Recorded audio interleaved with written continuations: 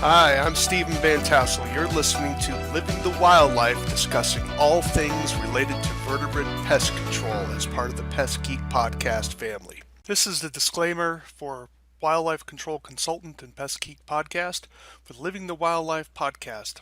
Always follow national, state, provincial, and local laws when using pesticides and or other control methods to manage pests. Wildlife Control Consultant, LLC, Pest Geek Podcast, Living the Wildlife Podcast, Stephen M. Van Tassel, or their or his affiliates are not responsible for followers' use of the information provided here. Hi everyone, Stephen Van Tassel here, Wildlife Control Consultant, bringing another episode of Living the Wildlife as part of the Pest Geek Podcast family. Hey, glad to have you on board. I hope your week has gone well. I am kind of recovering from maybe a little bit of COVID exposure. Someone I know contracted COVID, and I was near them, so I wasn't feeling too good. So maybe I got what they have, or who knows. But nevertheless, I'm doing okay, just not 100%.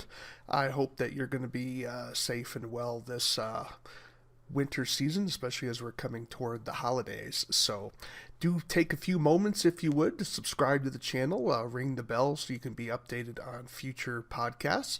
Also, if you need to get in touch with me, I'd love to hear from you. You can reach me at Stephen at wildlifecontrolconsultant.com. While Stephen, Stephen, no V in there, so step, hen like the chicken, at wildlifecontrolconsultant.com. That's Stephen at wildlifecontrolconsultant.com. You can certainly use the other email if you wish at wildlifecontrolconsultant@gmail.com. That certainly works as well, but we'll be transitioning over to that new email. I'd love to hear from you, ideas for new shows, perhaps criticisms, comments, suggestions. That would be great. Would be glad to have you. This week, I recently learned of a new publication that is out on bat houses. You may say, well, that shouldn't be anything too spectacular, but the reality is there has been a lot of work being done on trying to determine what makes a bat house attractive to occupying bats. Those of you that have ever used bat houses know that the vast majority of them, I mean probably super majority of them, just become locations for stinging insects, or not even used at all. So researchers have been trying to figure out what are the best practices to encourage bats to occupy bat houses. And so this is something I'm basically summarizing the publication, not all of it, but certainly trying to give you the major highlights, because if you have clients who are interested in having bat houses installed, and I do hope you would encourage them to do that if you have a suitable location, I think that would be important to help encourage. We want bats around, we just don't want them inside people's houses. We want bats to stay in their own house and away from people's houses. So let me get this PowerPoint going, and we can talk about what some of those principles are.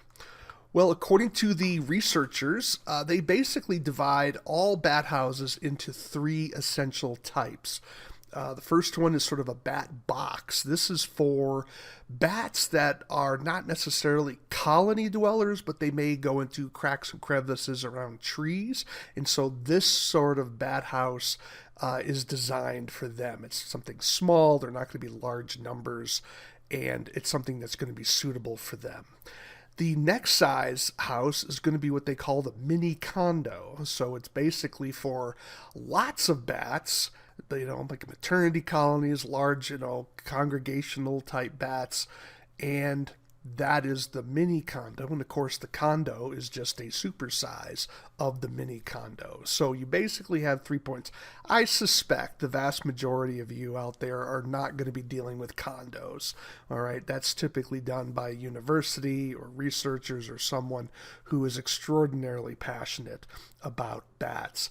But certainly there's going to be some of your clients who may be interested in really trying to do something to help bats weather the storm. There's a lot of pressures on bats, of course, habitat loss, White nose syndrome is certainly a big one, predation, and so bats are really suffering a lot of stresses here. And so biologists are interested in how can we help them survive, because we need to have these important species as nighttime insect predators, and they're just good for the environment overall. So we're going to focus, of course, on the mini condo and the bat box, but the principles that they've concluded, and again, this is sort of living information, so it's basically the state-of-the-art information now, but in a year or two, the information may become more refined. So what are some of those general principles? Well, bats need specific microclimates. Now, that's just a fancy word saying how is the weather in where they're going to be living? How is the temperature going to be where they're living? And two things are needed by bats for them to have places to live. That is proper humidity and proper temperature. So if things are out of whack, they're not going to want to live there, or they will not survive there. And so we have to place our bat houses in locations where we can help ensure the proper temperature. We don't have as much control over the humidity, to be sure, because that's something ambient in the air, but the temperature is something we can certainly try to manage in terms of how much sun exposure that bat house is getting. Will determine whether it's going to be warm enough or whether it's going to be too hot. And because if it's too cold and too hot, it's going to be bad. So the researchers basically talked about how do you find a suitable site for a bat house. And what they said was at least three principles are important here, and that is that location where you're placing the bat house needs to be quiet. And that would be even places like things like lawnmowers. So it's not just simply ambient noise, maybe that highway that's nearby or a busy street, but even things that are going to be more intermittent, such as lawnmowers. You want to make sure that the bat house is placed in an area that is going to have as low noise as possible for that given location. So we're wanting a location that's quiet. So this is where you have to sort of interview your client and say, where, do you have small children? Are there, is there an industrial site nearby? Is there a busy road? Because it may not be busy the day you're there, right? So you want to think about, are there people going to be, is this going to be an area that's going to be frequently mowed? If you can put it in a part of the yard or property that isn't mowed as frequently, that would certainly be a benefit over an area that's mowed more regularly. Secondly, you want a place that's going to be relatively dark. Now, of course, in an urban area, that's going to be difficult. But the point is you want to try to, everything's relative to the location. So finding locations where you're not having a spotlight on it, right? That it's not just so illuminated it looks like downtown Vegas. So you want to try to find a bat house location where it's dark enough and that people aren't going to be likely to put up lighting there for their own needs, because you want to pick a spot that's going to have low human traffic, low human needs, where it's going to be dark for that bat. And then lastly, this surprised me actually, that is good air quality. So is it a location where maybe someone has a diesel truck? You probably wouldn't want to have a bat house near that. Or if there's going to be people burning wood stoves, or maybe having a cookout area. So you want to think about places where there's possibly going to be contaminants in the atmosphere, and you'd want to try to locate the bat house to try to minimize those particular issues. One thing that they did point out, and that is, you may have heard that some people like to take bat guano and smear that on the bat house as a way to encourage bats to occupy the location. The researchers said that they do not want people to do that because of the problem of white nose syndrome. Now, you may be familiar with white nose syndrome, you may have heard of it. It's a fungal infection. This poor bat here is infected with white nose, and it ultimately causes bats to die because it causes them to it disrupts their hibernation, causing them to burn up incredible fat resources that they need for the wintertime, and they ultimately starve to death. And so it is a very devastating disease, and we just recently got it here in my state of Montana. We got it, it was confirmed a couple years ago, if memory serves. And so this is a terrible, terrible event. We were hoping we might be able to avoid it because we're dry, but nevertheless, we have it here. And so because of white nose syndrome, there's actually concern that the small brown bat may be listed as an endangered species or a threatened species, but we're still waiting for the U.S. Fish and Wildlife Service to make that determination. So the bottom line is for us is don't use guano because that may increase the spread of white nose syndrome to uninfected bats. So don't do that. Bats in heat. Bats need heat. So they don't create a nest like a mouse. So they rely on the ambient temperature of where they're roosting to give them, excuse me, the needed heat they need. Sorry. The needed heat they need to either raise young or to survive themselves. So as a rule, maternity colonies need higher temperatures than bachelor pads. So as you know, female bats are the ones who take care of the young. Males are not assisting in rearing of young. So females need higher temperatures, and specifically the range is somewhere in the vicinity of 104 degrees to 107.6 degrees Fahrenheit. Now obviously, bats aren't going to have that constant temperature all day long, but it can't get too cold, nor can it get much hotter than that, because if it gets too hot, bats can actually die. So this is one reason why bat houses aren't occupied, is that they're either too cold or they get too hot. And so this is certainly a problem with our bat houses. So therefore, how do we resolve that? Well, the goal is to build as large a bat house whenever possible, and large bat houses allow bats to thermoregulate. So not only does a larger bat house be able to collect more sunlight heat during the day and therefore maintain that heat during the nighttime, but also larger bat houses allow bats to go up and down to get the right temperature that they need, and in and out. Specifically for larger bat houses, there may be multiple chambers.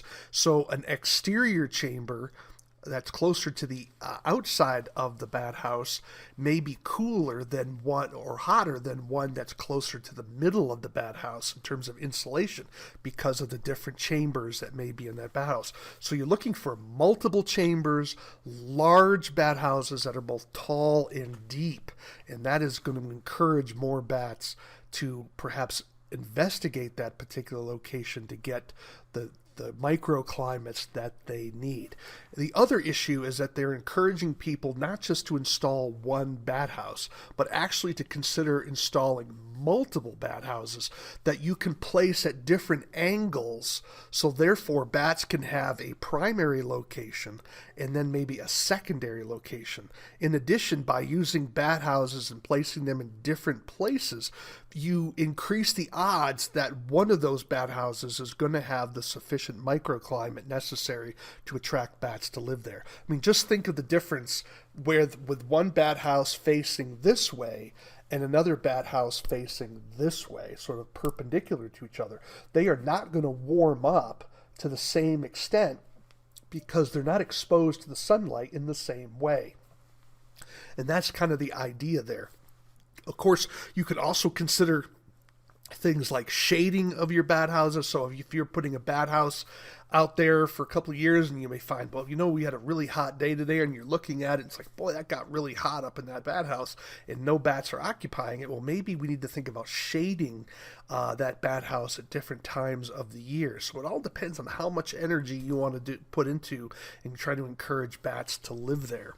So what are some of the bat houses that they recommend? Well, they recommend the Bat Conservation International 4-chamber nursery bat house. And so you can see the 4 chambers there. This is their image, of course. And so you can get the plans for this particular bat house from the BCI, the Bat Conservation International website. And so they want you to build bat houses, and this is certainly one that they want you, that they recommend, and the research seems to suggest that this one is one of those that properly works. But again, it has 4 chambers so that bats can select which chamber is going to be most suitable for them.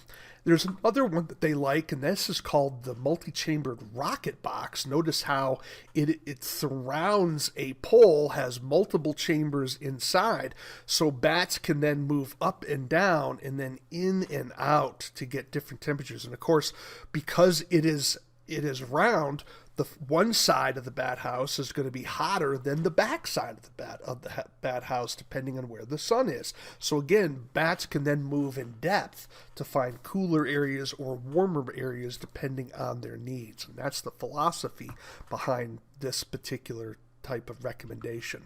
So where should you mount your bat house? Well, they don't recommend mounting bat houses on trees for a couple of reasons. One, they tend not to get warm enough because of the shade, but secondly, it provides an easier way for predators to access the bat house, and they do not recommend that. They talk about how the importance, you need to be sure that the bat house doesn't allow climbing animals to access the bat houses, and even to prevent predators, like you may need to put bird spikes on the bat house to prevent raptors and other types of birds from standing on top of the bat house and then picking off bats as they're flying away.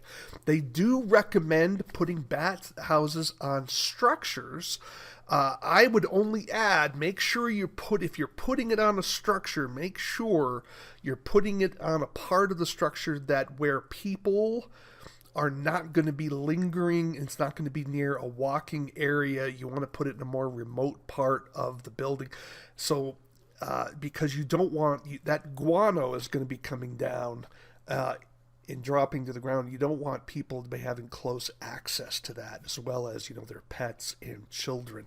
So the advantage of putting it on a building, of course, is that the building is going to be a source of heat for that particular bat house as well. So either mounting it on a pole or mounting it on a building, just be sure that the client understands what they're kind of getting into when you're having them mounting it so close to a structure. How high should the bat house be placed? Well, the recommendation is that the exit should be at least 10 feet off the ground up to 16 feet. The rule is you want to make sure that the bat house is placed high enough off the ground so when the bat exits the bat house, a leaping predator such as a cat cannot snatch that bat out of the sky. And you also need to have it high enough to ensure that as the bat drops, he's getting sufficient speed or velocity to make sure that he can fly away from the given location to get on with his life. So where should you orient the bat house? And what they mean by this is, how do you orient the bat house in relationship to the sun? And so for maternity houses, as I said earlier, those have got to be warmer than the male or bachelor pad bat houses. And so in colder climates, you want that bat house facing east, so that way it can warm up faster during the morning. In hotter climates, you want to make sure that the bat house is not facing west because it's going to get too hot. Now, those are rules of thumb, but understand, one of the comments in the publication was there was a time, even in Canada, where temperatures were higher than what they were in Death Valley. Well, Death Valley, what is it, Nevada? So here we have a situation where something as far north as Canada was hotter than what it was in Death Valley. So even though this is a rule of thumb, you have to consider your location in your time. If you're in a heat wave summer, then you may need to provide some shade to your bat house. And just because you're in a more northerly latitude doesn't necessarily mean that your bat house is going to be cooler than one in a more southerly latitude, because it all depends on how much exposure to the sun that bat house is getting, what time of day that bat house is getting exposure, And what color do you make the bat house? Are you painting it black? In some cases, we may need to be thinking about painting the bat house white to try to reflect some of that sunlight. So this is where you're saying, well, Stephen, you're not really giving me definitive answers here, and that's the problem. And this publication is the best of the science as they have it now. But they're working on trying to refine this information by performing research and looking at how new information's coming in, because they have so many variables to consider. And so this will be refined. They're calling it a living document, which means it's going to be the best information they have at that particular time, but it's going to be frequently updated as new information comes to fore. So the point is, these principles need to be applied now. And this is the best of our knowledge at this point, because they're looking at bat houses that get occupied and bat houses that don't get occupied, and they're trying to figure out, okay, what's the difference? Why is this one being occupied and this one's not? And they're saying, all right, here are the things that we can discover. There may be other variables we don't know about, but this is this is the best of our knowledge at this given point. So what materials should you use to build your bat house? And they recommend, at least for the exterior portion of the bat house, it should be at least 1/2-inch exterior grade plywood. That's for durability purposes. On the interior, they recommend 3/8-inch plywood. Ideally, the plywood should be weathered. Always make sure that there are no chemicals, no chemically treated wood is being used, right? So nothing that's going to be pressure treated or anything like that. You want to be sure that there's no chemicals in the wood. Now, if you're using plywood, they recommend weathered, partly to make sure that that glue that's gassing off is not going to be a repellent to bats. So you want to use older wood if possible. If you have the ability to purchase or can afford cedar wood, they do recommend that because it is so durable, but they do note that it is more expensive than plywood. Once it's constructed, you want to seal all the seams to ensure a tight fit, and also that it's waterproof. Make sure it has a sufficient roof on the top so that it's going to be dry inside. When you're constructing it, if your interior wood that's used for the slats for the interior chambers, if it's not rough enough, then they encourage you to cut 1/16 deep grooves in it to allow places for the bats to grip, so they can roost inside. Well, we've covered a lot here. I do hope that you're interested in both installing bat houses and maybe building them to try to help your clients to become more bat friendly. Certainly we don't want them in houses, but this may be an add-on service that you could add with your bat control work. And to learn more, you can find this particular publication called Best Management Practices for the Use of Bat Houses in the U.S. and Canada. And it is a publication produced by U.S. Fish and Wildlife Service and a Canadian wildlife group up there as well. So it's a government publication, and it has a wealth of information for you, and it gets even more into the details. But this is sort of the kind of the highlights in terms of what type of a bat house you're going to need to use, how to install it and place it in that environment. We do need to give bats a helping hand because they are under tremendous pressure. Well, lastly, of course, this is how you can get a hold of me. There's my email address at Stephen@wildlifecontrolconsultant.com. Hope to hear from you. If you can visit my website, of course, there's going to be publications and things there. And hopefully you're going to subscribe to the podcast. We'd love to have you join. If you don't like YouTube, you can also download my podcast from Rumble. We'd be glad to have you on board with that. We'd love to have new ideas for shows if you like, or perhaps you want to reach out for a consultation or whatever the case may be. We'd love to hear from you again. You can reach me at Stephen@wildlifecontrolconsultant.